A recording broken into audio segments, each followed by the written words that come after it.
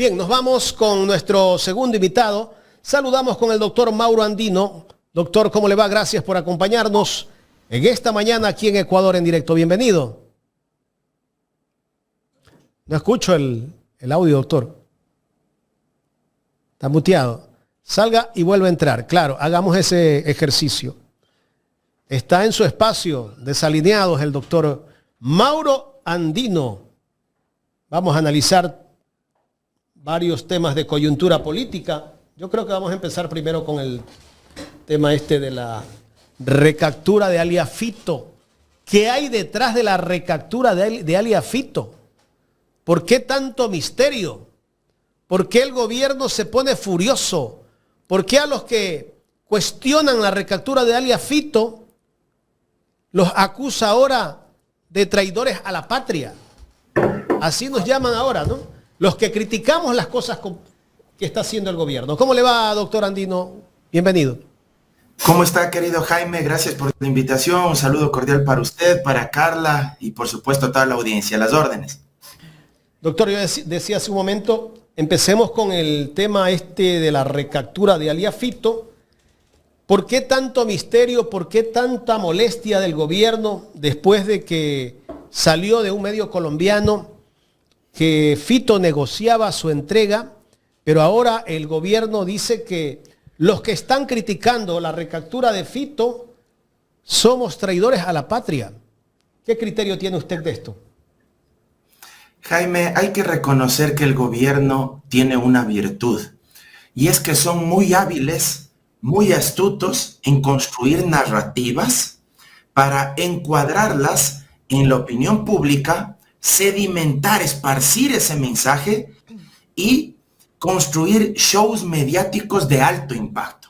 Y esa es una habilidad y una fortaleza que ciertamente tiene el gobierno. Saben golpear políticamente en el momento exacto, saben jugar con los tiempos políticos. Por eso es que lo de Fito no es gratuito que se haya dado precisamente durante una semana en la que tenía que pronunciarse el presidente de la República sobre la famosa ley de integridad pública. Nada es casualidad. Justo se le recaptura a alias Fito e inmediatamente al siguiente día de ese show mediático publica en el registro oficial, por orden del presidente de la República, esta institución, la ley de integridad pública, que entre otras cosas vulnera los derechos de los servidores públicos y también transgrede la Convención Internacional de Niños, Niñas y Adolescentes de Naciones Unidas, incorporando una serie de disposiciones al Código de la Niñez que nada tenían que ver con un proyecto de ley económico urgente.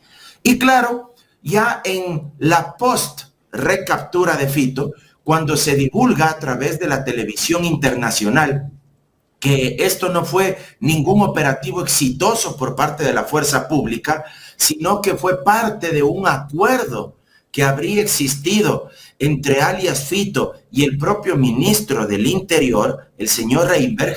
Incluso se divulga un presunto audio que le correspondería a la voz de alias Fito, donde él da cuenta de que se había reunido vía telemática con el ministro del Interior. Bueno, pues inmediatamente esta narrativa oficial empieza a derrumbarse, porque además está construida sobre la base de varias contradicciones.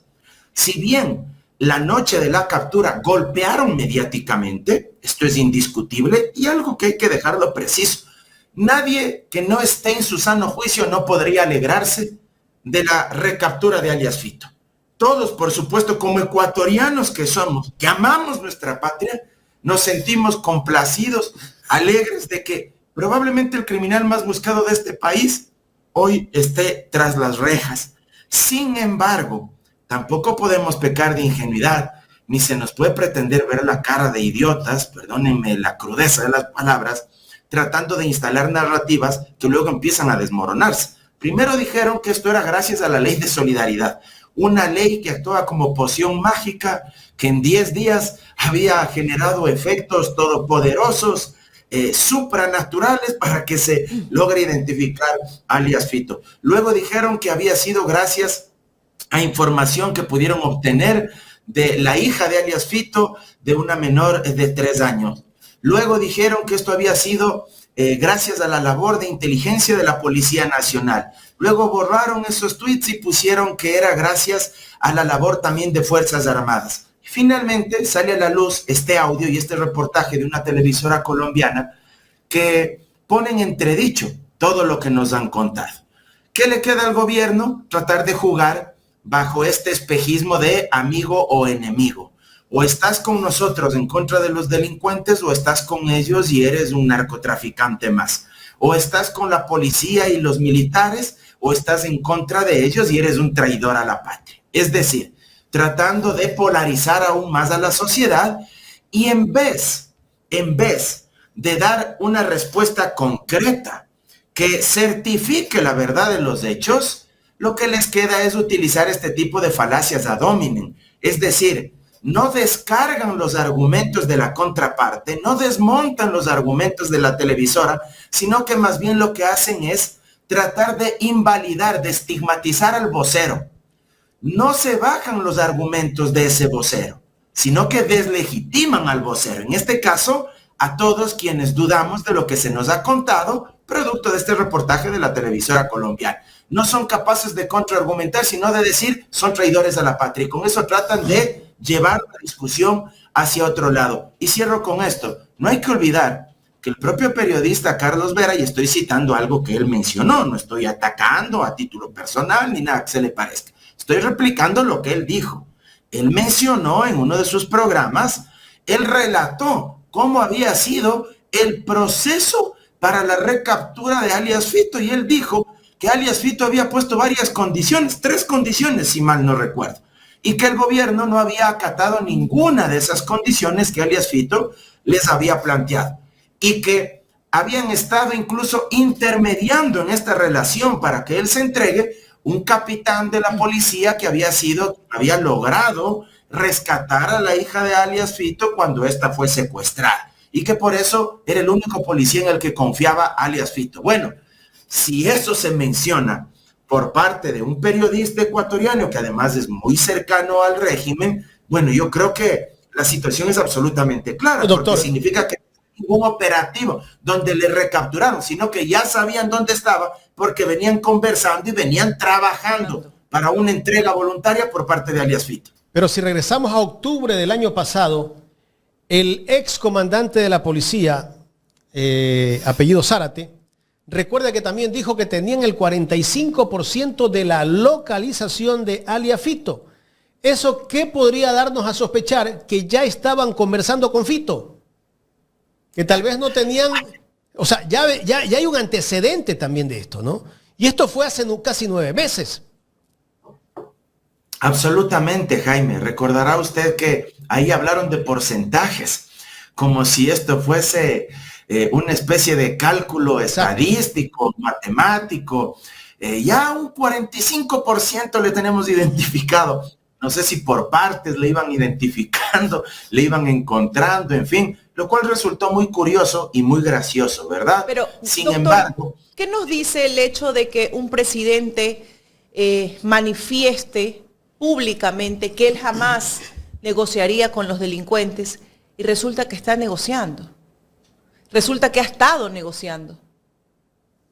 Se cae la narrativa oficial y pierde lo más importante que puede tener un político, su credibilidad, el valor de su palabra. Porque si algo la gente valora es que un presidente no le mienta, no le engañe. Y un político se puede equivocar y la gente puede aceptar que se equivoque. Lo que la gente no tolera es que le mientan y que le mientan de forma tan cínica, tan descarada. Porque, reitero, el hecho de afirmar que no negociaban con alias Fito, hoy se derrumba no solo por el reportaje de la televisora colombiana, sino también por lo que contó el propio periodista Carlos Vera. No nos estamos inventando nada que no sea público, que no hayamos testificado nosotros a través de redes sociales y de los distintos medios de comunicación. Y al final del día, creo que esto refleja la incapacidad del Estado para someter al crimen organizado, sino más bien para transar con determinados actores a cambio de generar esta cortina de humo de que supuestamente se han impuesto a la delincuencia y a criminales como alias Fito. Además, hay otros detalles que no son menores. Cuando se da la recaptura, supuestamente, entre comillas, hay una fotografía donde el ministro del Interior está sentado frente a frente de alias Fito. Así es. Y esa foto la borraron, pero evidentemente mucha gente ya se la descargó. Un militar en medio de los dos y hablando el ministro Reinberg con alias Fito. Yo no sé qué puede conversar un ministro del Interior con el criminal más buscado de este país. No, y lo que le dice cuando lo recapturan, no es como la pintan, se lo dice a él y lo mira. Cuando le suben al vehículo policial, ¿sí? A este blindado de la Policía Nacional, él entre líneas le menciona algo al ministro del Interior. Y esto también nos generó mucha sorpresa porque era como si ya se habrían conocido antes. Sería bueno, por ejemplo, que el ministro Reinberg nos cuente qué él estaba diciendo cuando estaban sentados. Exacto. Cara a cara. Sería no es como bueno. la pintan, le dice. ¿Perdón? No es como la pintan. Ah, sí, claro, cuando salió y Fito estaba ya en el blindado, Ese es un le dijo, mensaje, ¿no? Pero no es como la pintan, o sea, ojalá el ministro nos contaría qué le dijo cuando estaban en esa otra imagen sentados cara a cara y en medio un militar. Sería muy interesante conocer qué es lo que le dijo. Yo creo realmente que la retórica oficial se ha venido abajo producto de los propios errores del gobierno y de las contradicciones en su narrativa. Y controlar esto se les ha hecho muy difícil. ¿Y qué es lo que les queda?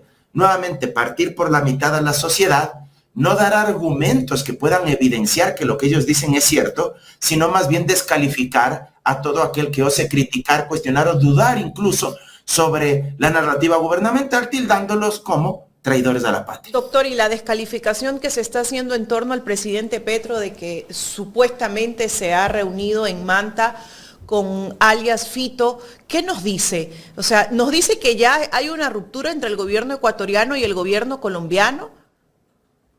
Mire, articulados a los medios de comunicación y actores políticos de extrema derecha de Colombia, han soltado esta narrativa que me parece absolutamente irresponsable. No se trata de que Petro sea un presidente de izquierda, podría ser alguien de derecha o de la ideología que sea.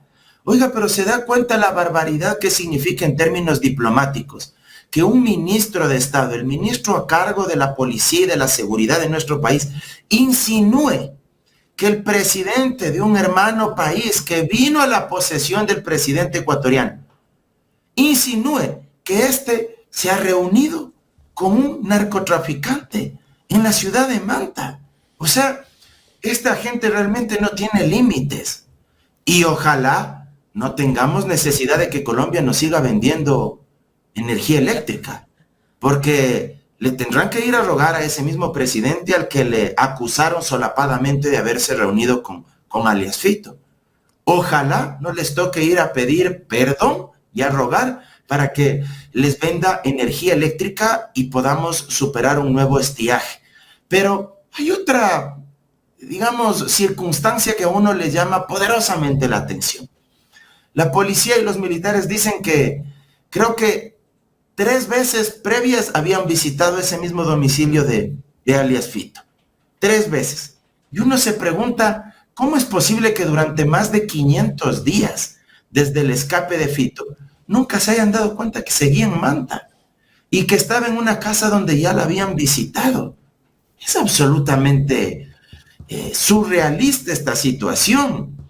Y nuevamente cito, el periodista Carlos Vera dijo que incluso se sabía que de las montañas manabitas donde estaba escondido alias Fito, de ahí se había regresado para meterse en este domicilio y esconderse en este búnker. Entonces hay muchos cabos sueltos, Yo creo que en vez de hacerle bien todo lo que se dijo en esa nota y luego pues lo que se dice en Colombia, terminó por demostrar una serie de vacíos en la retórica gubernamental.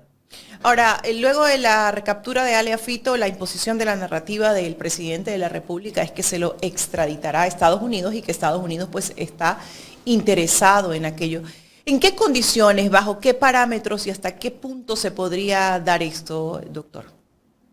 Primero, esto tendrá que autorizar la Corte Nacional de Justicia. Es un trámite que se lo tiene que realizar judicialmente.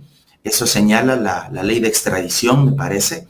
Y obviamente lo primero que debe existir es el pedido del país que requiera a ese criminal para poder procesarlo, juzgarlo y sentenciarlo en ese país donde además debe haber cometido delitos.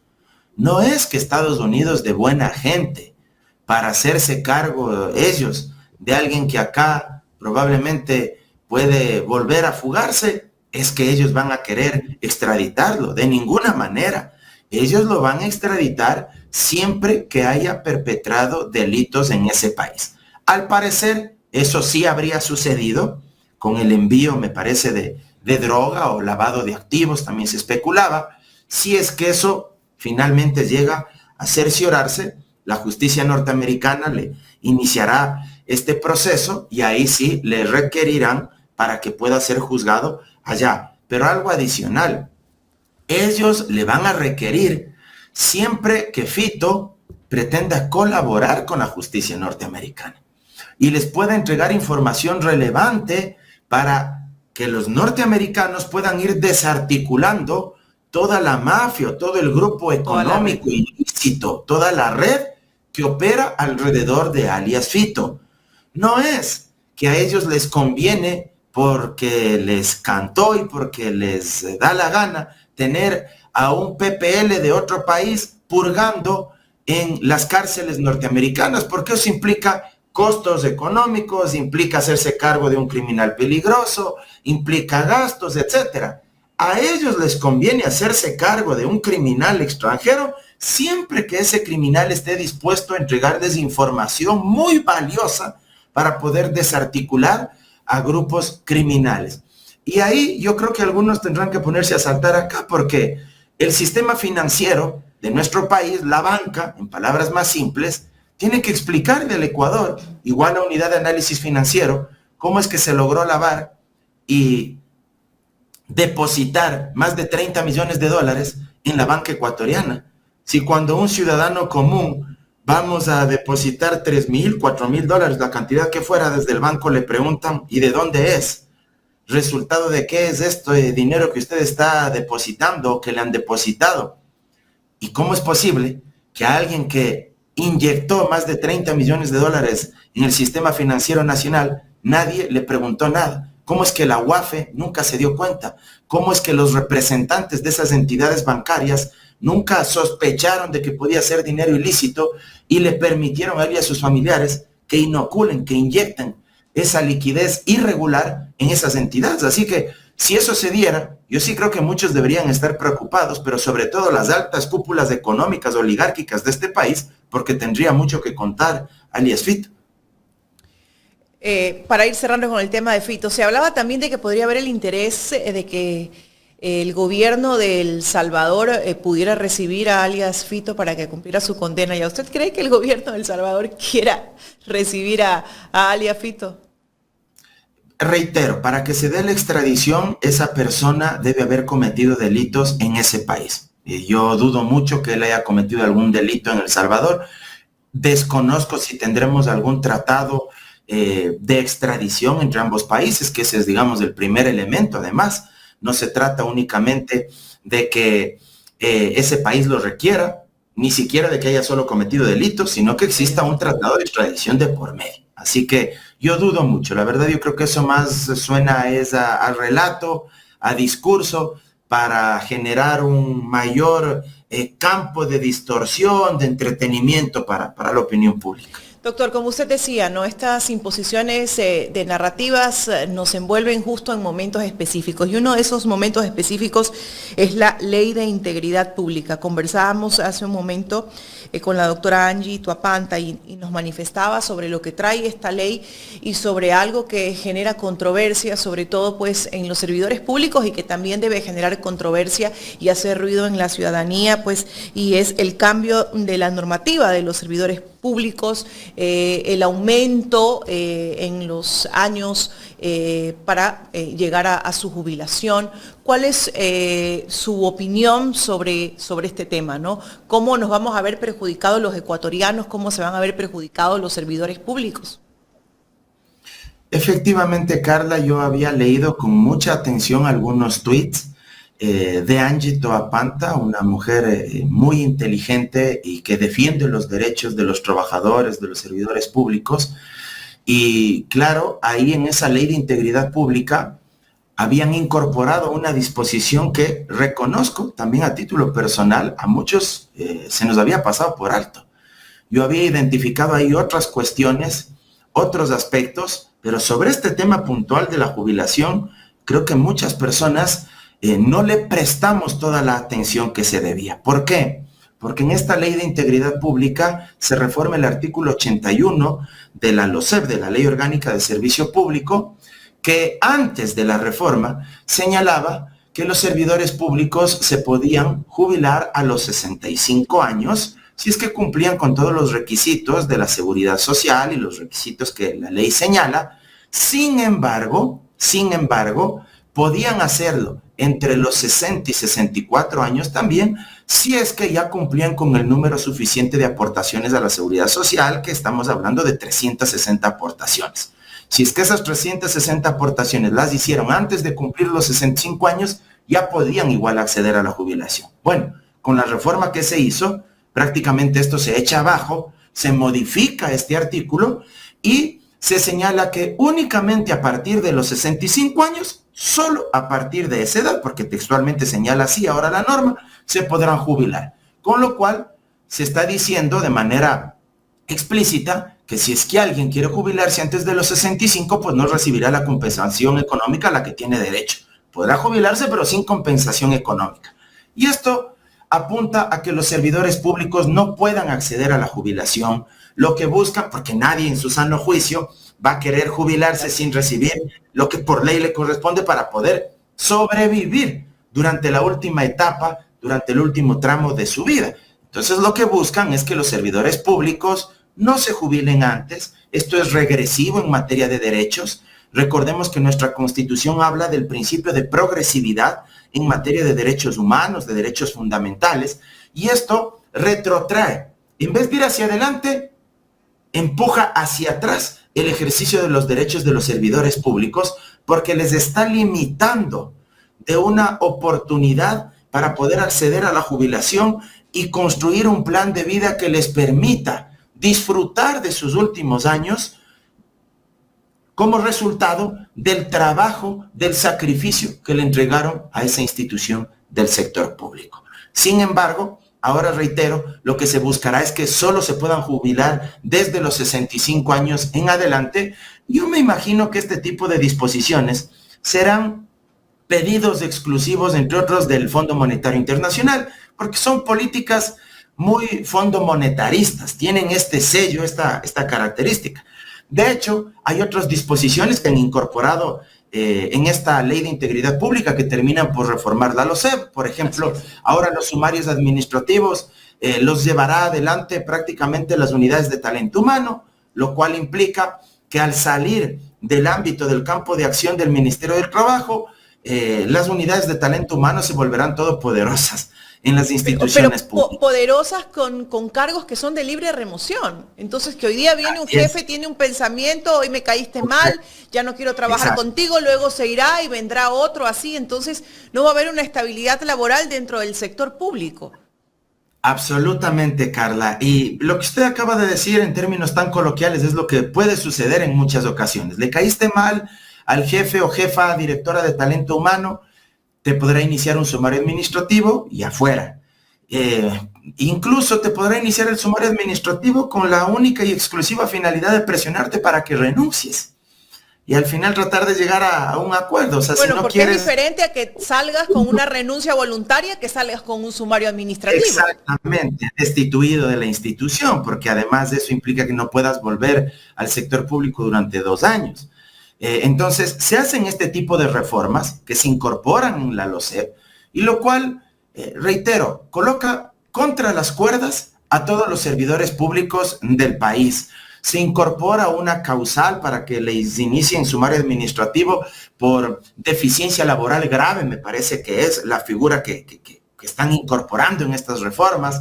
Asimismo, lo que hacen en estas reformas es, por ejemplo, que si es que un servidor público quiere obtener una comisión de servicios para irse a trabajar en otra institución, ya no tendrá que hacerlo 1 año después de obtener el nombramiento en esa institución, sino 2 años después.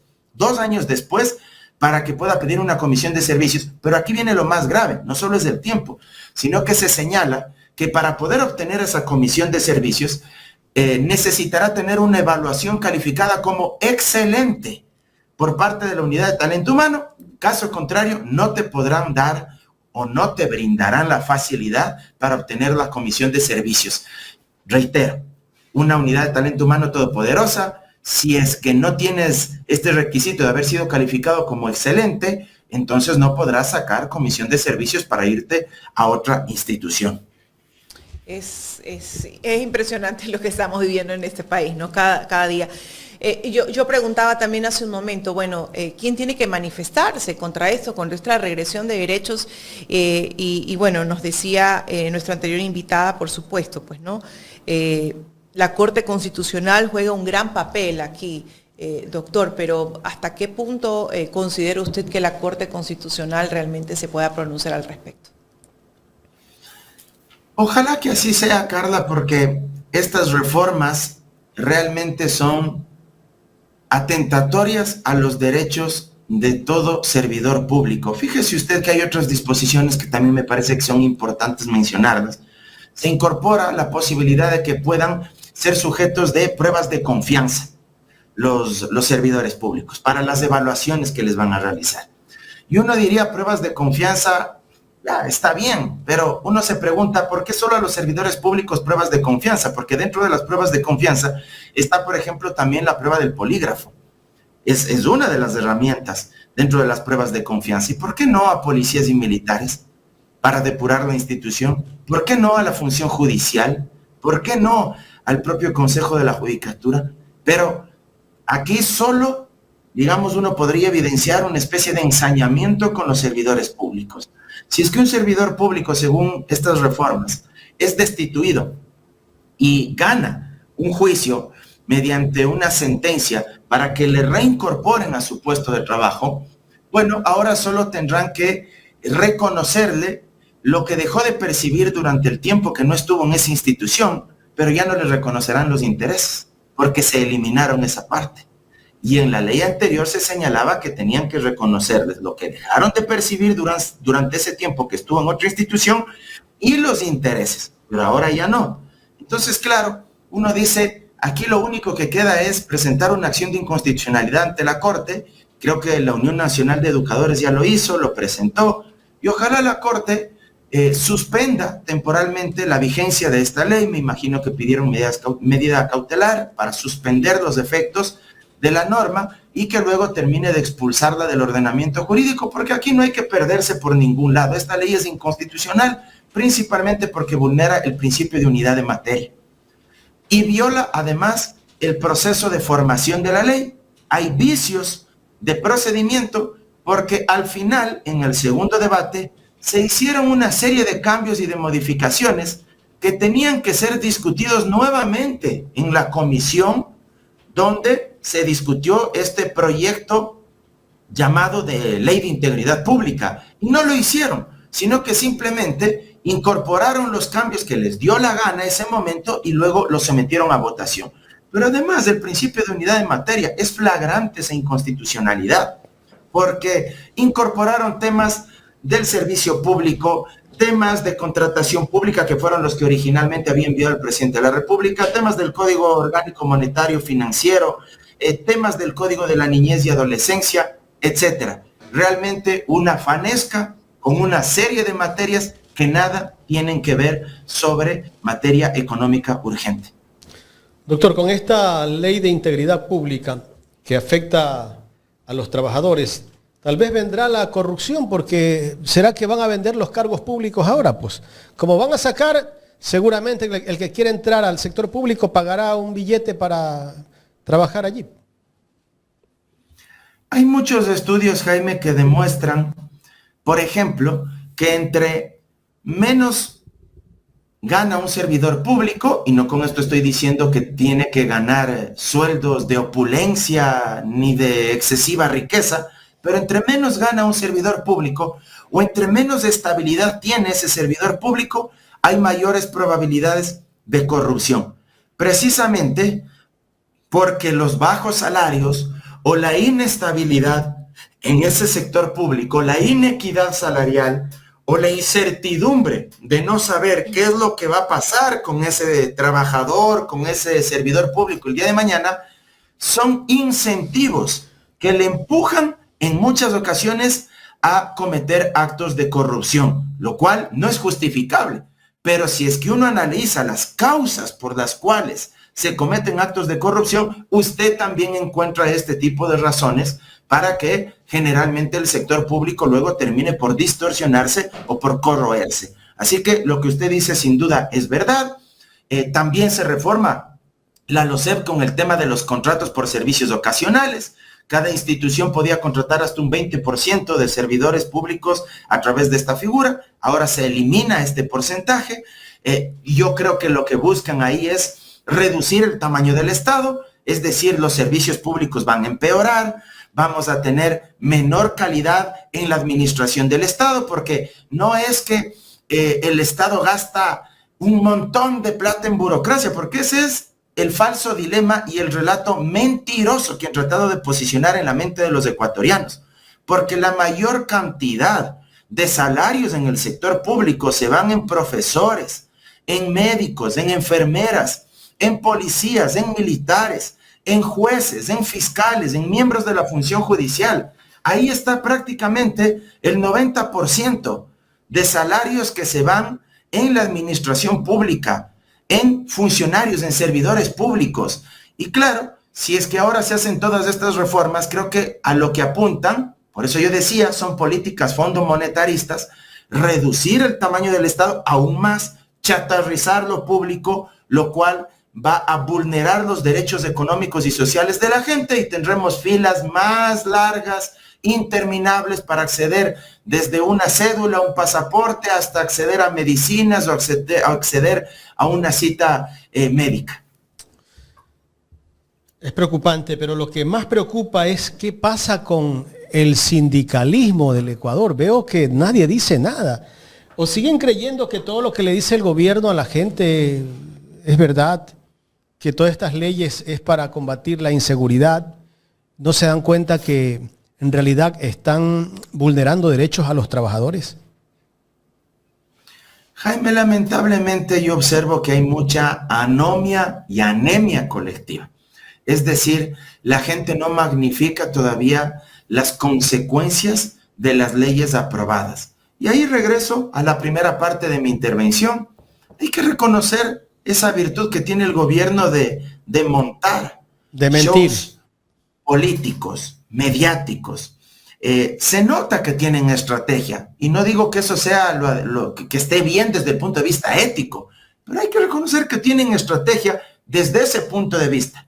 No son buenos gestores, no son buenos administradores, porque son inexpertos y además tienen otras cuestiones que son más lamentables, ¿no? No solo que son inexpertos o que no saben de administración pública, sino que están ahí para apalancar sus negocios a través del uso doloso del aparato del Estado. Pero no va por ahí los tiros. Ellos tienen estrategia, es más bien para generar estas cortinas de humo. Yo el otro día en mi cuenta de X, yo recomendaba que la gente vea la película mexicana La Dictadura Perfecta. Siempre y la sugiero recomiendo nuevamente también, que vean Sí. esta película. Es el libreto que Créanme, tiene el Ecuador, ¿ah? Narrativa tras créanme narrativa. créanme que es valiosísima y debe verla la gente. Y todo funciona con los medios, alrededor de los medios de comunicación. Todos los Y es tan escándalos. parecida con lo que está ocurriendo.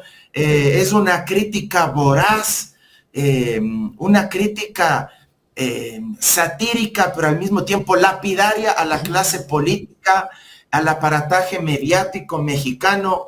Se hace un análisis crudo sobre los vínculos del narcotráfico con el poder, a los acuerdos oscuros que llega la clase política con el narcotráfico y a los reportajes transmitidos en vivo y en directo a través de las grandes cadenas de televisión para construir, entre otras cosas, lo que en la película le denominan la caja china, que es desviar la atención en temas que no son tan importantes para que la gente no se preocupe de lo fundamental. Se montan casos y se desvía la atención. Creo que en eso son hábiles en el gobierno. ¿Y hasta cuándo les dura eso? Están un paso adelante. Perdón, Jaime. ¿Hasta cuándo les va a durar eso? Porque llegará el momento que la gente no va a seguir comiendo tanto cuento, pues. Yo creo, Jaime, que en un momento determinado, si no hay resultados en términos de gestión, la gente sin duda se va a cansar. Y la gente va a decir, basta.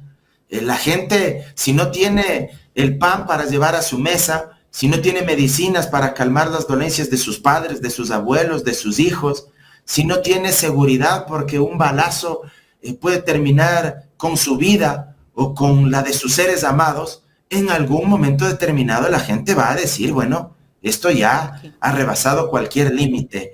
Si bien la campaña, la propaganda permanente surte efectos, y lo hemos visto, si no hay resultados en temas de gestión, en cualquier momento el declive será inevitable, porque la gente no comerá solo con propaganda, la gente no comerá solo con cortinas de humo, y si en ciertos momentos ya siente que su bolsillo cada vez es más afectado, que su situación laboral, que su situación económica cada vez está más venida a menos, sin duda alguna será imposible de resistir y de acumular el capital político que hasta el momento tiene el gobierno, producto de esta habilidad tan propia que tienen de generar cortinas de humo. Pero la inseguridad en este país sigue creciendo. Yo he conversado por lo menos con unas 5 personas la semana pasada, gente muy cercana a nosotros, que ahora tienen que pagar vacuna por vivir en el sector donde ellos están radicados ya mucho tiempo. Situación que antes no pasaba. Y no te piden $5, pues te piden $2,000, $1,000, que tienes que pagar y darles ya. Gente que no tiene plata, gente que vive en lugares periféricos de la urbe. O sea, la situación es terrible. Ver a la gente que es asaltada, a la gente que está en algún lugar y le van arranchando el teléfono, los van secuestrando. O sea, y nos venden, el gobierno nos está vendiendo la idea de que ellos están combatiendo la inseguridad. Lo escuché que dijo, me parece que en la entrevista de CNN o en alguna reunión que estuvo en su gira presidencial, el señor Noboa, decir que ha bajado la inseguridad en el Ecuador. Yo no entiendo cómo es que ha bajado si la situación es cada vez más crítica. Es evidente que la inseguridad no se ha resuelto, querido Jaime. Tanto es así que en un inicio dijeron que la recaptura de Fito era por la ley de solidaridad, pero con esa misma ley de solidaridad ya vigente se fugó alias Fede, pues. O sea, es que el tema de la inseguridad, de la criminalidad, es un pan de todos los días, al punto que la recaptura de Fito no ha disminuido los asesinatos, las muertes violentas, porque, entre otras cosas, el gobierno no tiene el control sobre el sistema penitenciario, que es desde donde operan, es su centro de operaciones, su búnker para muchos altos mandos de estas mafias que están enquistadas y que tienen, por supuesto, el control de las cárceles de nuestro país, pero también, por supuesto, están inoculando ciertos espacios de la Policía Nacional, de las Fuerzas Armadas, de la función judicial. Y es algo que tantas veces lo hemos dicho. Si es que no se depuran estas instituciones, no va a existir paz social, porque no logra garantizarse juicios que sentencien a aquellos que son responsables del cometimiento de los delitos. La impunidad sigue latente y existe impunidad, entre otras cosas, porque jueces y fiscales están corroídos, no todos, pero sí un número importante, y otros tantos, en cambio, tienen miedo de que acaben con sus vidas y, por supuesto, ellos son los que terminan pagando los platos rotos de un Estado que no les garantiza su vida. Y de otra parte, miembros de la fuerza pública que están contactados, que están enlazados con el crimen organizado. Vea lo que pasó en Zamora Chinchipe. No sé cuánto de oro se robaron la semana pasada desde las oficinas de la propia Policía Nacional. Lo que pasó hace un mes y medio, me parece, en Guayaquil, en las oficinas antinarcóticos, igual ni sé cuántos kilos de cocaína desaparecieron de las propias oficinas de la Policía Nacional. Esa es la mayor demostración de que mientras no se depuren esas instituciones, vamos a seguir sufriendo los efectos de la delincuencia y de la criminalidad. ¿Y por qué no ponen eso en las leyes que ha hecho el gobierno? La depuración de la policía y las Fuerzas Armadas. ¿Por qué no lo hacen? ¿Le temen a las Fuerzas Armadas? Es indiscutible que ahí hay un pacto político para sostener al gobierno de cualquier forma con la cúpula de las Fuerzas Armadas y de la Policía Nacional. Están absolutamente ideologizadas y partidizadas con el mandato. Y yo no digo que ellos deban tumbarle ni nada que se le parezca. Cuidado, se confunden mis palabras. Pero es indiscutible que tenemos una fuerza pública ideologizada y partidizada a favor del régimen de Daniel Noboa. Y claro, el compromiso, que no es expreso porque no lo dicen, pero el compromiso que está ahí, escondido, que subyace debajo de lo que podemos observar públicamente, seguramente pasa por, entre otras cosas, que el gobierno, que el Estado no ponga límites ni investigue aquellos casos donde han existido excesos por parte de la fuerza pública.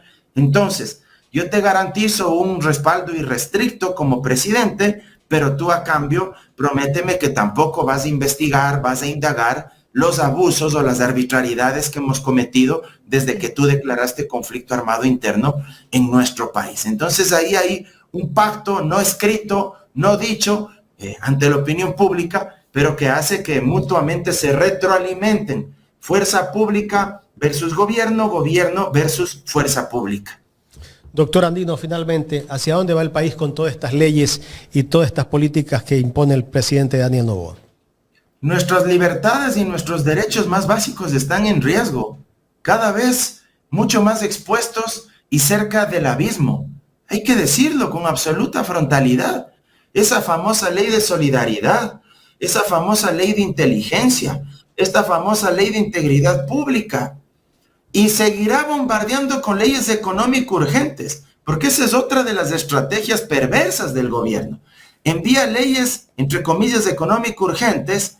En el debate parlamentario la gente de ADN le mete de todo a esas leyes, terminan por diseñar y aprobar unos Frankensteins, pero como son económico urgentes, no da espacio para la deliberación democrática y para la discusión mesurada, razonada por parte de los legisladores, y se terminan por aprobar al apuro, ¿sí?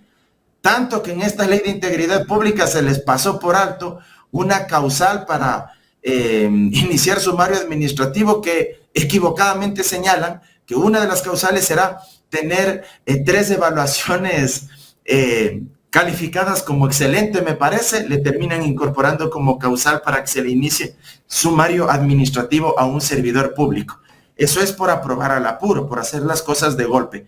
Pero nuestros derechos están en grave riesgo porque tenemos un gobierno que está aprovechando su ola política, porque sabe que este momento tiene músculo, capital social, y sabe que es ahora o nunca. Por eso ni siquiera hace objeciones parciales a esas leyes que se han publicado.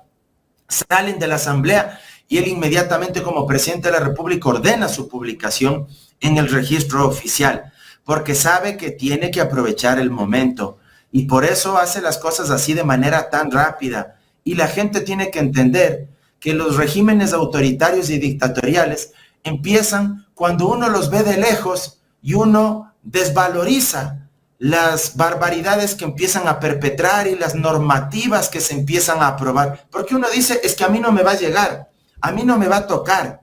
El problema es que están actuando de manera sistemática, dando paso por paso. Ahora ya les tocó a los servidores públicos. Ya veremos el día de mañana a quienes les tocará. Entonces, es toda una estrategia para ir generando un andamiaje jurídico que prácticamente silenciará a muchos, atemorizará a otros, le dará suprapoderes a la fuerza pública, como ya está ocurriendo, y terminará por retroceder en materia de derechos lo que tanto esfuerzo le costó a determinados sectores de nuestra sociedad alcanzar desde la Constitución de Montecristi para adelante. Y se viene una nueva ley, con otra remisión tributaria, siempre beneficiando a los grupos económicos, para los que tienen deuda con la CFN. Porque gobiernan para ellos, ¿no? Fíjese usted que en esta ley de integridad pública, ese es un buen tema que lo saca a colación, una remisión tributaria para que solo paguen el capital y ya no paguen multas, intereses ni recargos a aquellos que le debían al Servicio de Rentas Internas. ¿Quién le debe al Servicio de Rentas Internas? Corporación el grupo Novoa. Familiar Novoa, 95 millones de dólares. Pero si es que se someten a esta remisión, por capital creo que solo pagarían unos 30 millones de dólares, si mi memoria no me falla. Y el resto, lo que se fue acumulando por concepto de intereses, de multas, ya no pagarían. ¿Quiénes le deben, legislan para ello? ¿Quiénes le deben a la CFN? Son los grandes grupos económicos. Así es, porque la CFN no coloca créditos o microcréditos para los medianos y pequeños emprendedores o para los sectores de la economía popular y solidaria. La CFN coloca montos significativos para grandes empresas, grandes industrias, y ya saldrá a la luz cuál es el listado de grupos económicos, empresariales que accedieron a grandes créditos con la CFN y que ahora les van a perdonar. Doctor, queremos agradecerle por el tiempo que nos ha brindado para conversar con nosotros en esta mañana, aquí en Ecuador en Directo. Muchas gracias a usted, querido Jaime, Carla, siempre a las órdenes. Abrazo gigante, cuídense mucho. Muchísimas gracias. Hemos conversado con el doctor Mauro Andino sobre la coyuntura política del país, estas nuevas leyes que han sido aprobadas por el gobierno de Daniel Noboa, la recaptura de Fito, todo lo que gira en torno a él.